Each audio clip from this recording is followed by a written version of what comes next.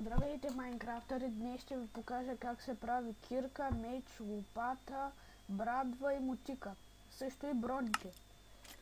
Шлем, туника, панталони, бутуши. Почваме с меча.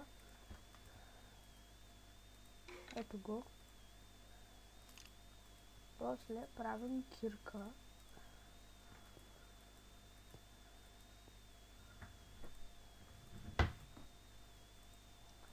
Сега ще направя една мотика.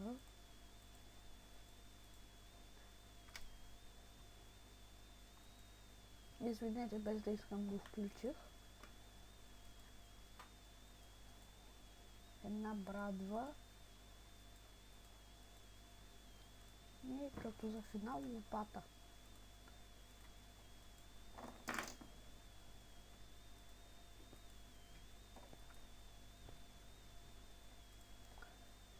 И така, сега броните, шлемът,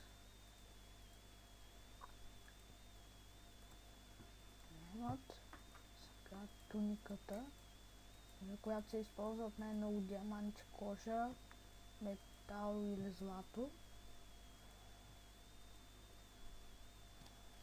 После следват панталоните. И после бутилките. Панталони и листа.